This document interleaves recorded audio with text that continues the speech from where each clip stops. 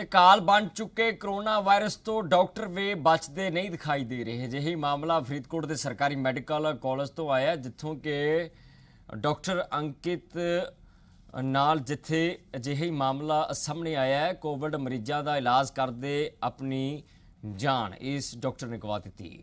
Doctor ਅੰਕਿਤ ਤਾਂ ਇਸ ਦੁਨੀਆ ਵਿੱਚ ਨਹੀਂ ਰਹੇ, ਪਰ ਆਪਣੇ ਪਿੱਛੇ ਕਰਜ਼ ਦੇ ਬੋਝ ਹੇਠ ਦੱਬੇ ਪਿਤਾ, ਦਿਮਾਗੀ ਤੌਰ ਤੇ ਬਿਮਾਰ ਮਾਂ ਅਤੇ ਦੋ ਭੈਣਾਂ ਨੂੰ ਜ਼ਰੂਰ ਛੱਡ ਗਏ। ਉਹਨਾਂ ਦੇ ਪਿਤਾ DCW ਵਿਭਾਗ ਵਿੱਚ ਦਰਜਾ 4 ਮੁਲਾਜ਼ਮ ਨੇ। ਪੁੱਤਰ ਦੇ MBBS ਦੀ ਪੜ੍ਹਾਈ ਲਈ ਕਰਜ਼ ਲੈ ਰੱਖਿਆ ਸੀ। ਹੁਣ ਆਲਮ ਇਹ ਹੈ ਕਿ ਸਰਕਾਰ ਵੱਲੋਂ ਕਰੋਨਾ ਵਾਰੀਅਰਸ ਦੀ ਮੌਤ ਹੋਣ ਤੇ ਐਲਾਨੀ ਗਈ ਆਰਥਿਕ ਮਦਦ ਵੀ ਪਰਿਵਾਰ ਨੂੰ ਨਸੀਬ ਨਹੀਂ ਹੋ ਰਹੀ।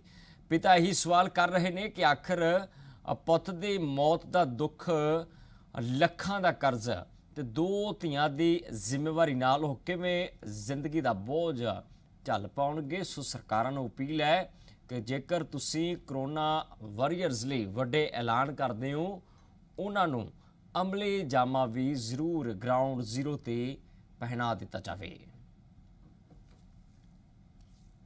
नहीं, सरकार के द्वारा हमारे घर पर आज तक भी कोई नहीं आया है।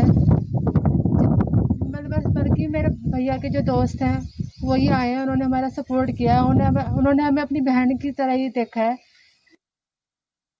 बाबा फरीद यूनीवर्सिटी जिथे एक medical college Guru Gobind Singh medical college PG ਦੇ ਡਾਕਟਰ ਜਿਹੜੇ ਉਹਨਾਂ ਦੀ ਪਿਛਲੇ ਦਿਨ ਇੱਕ ਮਿਸਹੈਪਨਿੰਗ ਹੋ ਗਈ ਸੀ, ਡੈਥ ਹੋ ਗਈ ਸੀ ਕਰੋਨਾ ਕਾਲ ਦੌਰਾਨ। ਤੇ ਲੇਕਿਨ ਪਰਿਵਾਰ ਲਗਾਤਾਰ ਦੋਸ਼ ਲਾ ਰਿਹਾ ਵੀ ਸਾਨੂੰ ਕੋਈ ਮਿਲ ਨਹੀਂ ਆਇਆ ਤੇ ਨਾ ਹੀ ਸਰਕਾਰ ਵੱਲੋਂ ਕੋਈ ਸਹਾਇਤਾ ਮਿਲੀ ਹੈ। ਸਰ ਨੇ ਵਾਈਸ ਚਾਂਸਲਰ ਨੇ ਰਾਜ ਬਹਾਦਰ ਜੀ ਵੀ ਸਭ ਕਿਸ ਤਰ੍ਹਾਂ ਪਰਿਵਾਰ ਦੋਸ਼ ਵੀ ਲਾ ਰਿਹਾ ਸੀ ਵੀ ਸਾਨੂੰ ਪਰਿਵਾਰ ਜਿਹੜੇ ਕੋਈ ਸਰਕਾਰ ਵੱਲੋਂ ਸਹਾਇਤਾ ਨਹੀਂ ਮਿਲੀ ਤੇ ਉਹ ਇੱਥੇ PG ਦੇ ਡਾਕਟਰ ਕੰਮ ਕਰਦੇ ਨੇ। ਕਿਸ ਤਰ੍ਹਾਂ ਦੇ ਇੰਨੇ ਡਾਕਟਰ ਨੇ ਜਿਹੜੇ ਕਰੋਨਾ ਵਾਰੀਅਰ ਨੇ ਤੇ ਕਰੋਨਾ 'ਚ ਪੂਰਾ ਕੰਮ ਕਰਦੇ ਨੇ ਤੇ ਉਹਨਾਂ ਨੂੰ ਸਰਕਾਰ ਨੂੰ ਕਿਸ ਤਰ੍ਹਾਂ ਮਦਦ ਮਿਲਦੀ है? कोरोना के महामारी में एक हमारा जो पोस्ट ग्रेजुएट स्टूडेंट था डॉक्टर अंकित, इसको कोविड के कारण इसकी देहांत हो गया। जिस समय देहांत हुआ तो मैं उस समय अमृतसर में था और जैसे ही पता मेरे को लगा तो मैंने ये डिसाइड किया भी मैं इस परिवार के साथ मिलूँगा। नेक्स्ट डे मैं इनके घर पे गया तो इनकी बच्चे की माताजी थी और पिताजी इनके गए हुए थे अपने अस्थि तारने के लिए हरिद्वार में। तो इनको मिल के आया और मैं इनको आश्वासन दिया भी जो कुछ सरकार ने करना वो हम करवाएंगे। उसके बाद इनके जो डॉक्यूमेंट्स थे वो हमने पूरे करके वो हमने सिविल सर्जन फरीदकोट को दिए। सिविल सर्जन फरीदकोट ने इसको डॉक्यूमेंट्स को पटियाला में भेज दिए, क्योंकि ये बच्चा पटियाला का रहने वाला था। तो मैं भी प्रोटोकॉल के हिसाब से जिस जगह का रहने वाला होता तो उस का जो सिविल सर्जन है उस केस को मूव करता।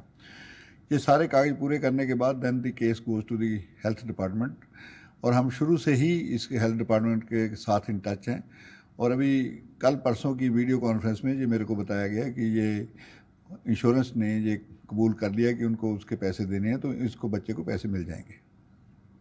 ਗੱਲ ਕਰੀਏ ਆਪਾਂ ਫਰੀਦਕੋਟ ਯੂਨੀਵਰਸਿਟੀ ਦੇ ਮੈਡੀਕਲ ਕਾਲਜ ਦੀ ਗੱਲ ਕਰਦੇ ਵੀ ਇੱਥੇ ਕਿੰਨੇ ਇਸ ਤਰ੍ਹਾਂ PG ਡਾਕਟਰ ਨੇ ਜਿਹੜੇ ਕਰੋਨਾ ਵਾਰਡ ਦੀ ਗੱਲ ਕਰੀਏ ਜਾਂ ਕਰੋਨਾ ਵਾਰੀਅਰ ਕੰਮ ਕਰਦੇ ਨੇ ਪੂਰਾ ਉਹਨਾਂ ਨੂੰ, ਤੇ ਯੂਨੀਵਰਸਿਟੀ ਵੱਲੋਂ ਜਾਂ ਮੈਡੀਕਲ ਕਾਲਜ ਉਹਨਾਂ ਨੂੰ ਕਿਸ ਤਰ੍ਹਾਂ ਦੀ ਸਹਾਇਤਾ ਮਿਲਦੀ ਹੈ? ਕਿਉਂਕਿ ਕਰੋਨਾ ਕੰਮ ਚੱਲਦਾ, ਵੈਸੇ ਹੀ ਡਾਕਟਰ ਦਾ ਜਿਹੜਾ ਕੰਮ ਆ ਪੂਰਾ ਤਨਦੇਹੀ ਨਾਲ ਕਰਦੇ ਨੇ, ਤੇ ਕਿਸ ਤਰ੍ਹਾਂ ਸਹੂਲਤਾਂ ਨੂੰ ਦਿੱਤੀਆਂ ਜਾਂਦੀਆਂ ਜੀ? इन बच्चों के लिए ये एक तो जो PPE किट के साथ होते हैं, सैनिटाइज़र, मास्क, ये सारा कुछ जिस समय जो कोविड वार्ड आइसोलेशन वार्ड में जाते हैं उसी के साथ होता है। ये ड्यूटी के बाद देन इनको एक सेपरेट आइसोलेशन है, उस आइसोलेशन में रखा जाता है। खाने का प्रबंध भी यूनिवर्सिटी की ओर से होता है, जो लोग ड्यूटी पे होते हैं उनको खाना वहीं पे मिलता है। और यदि कोई बीमार होता है तो उसका इलाज भी हमारे बाबा फरीद यूनिवर्सिटी और हेल्थ साइंस के अपने आइसोलेशन सेंटर्स में जहाँ पेशेंट्स हैं उनके साथ इनका इलाज किया जाता है।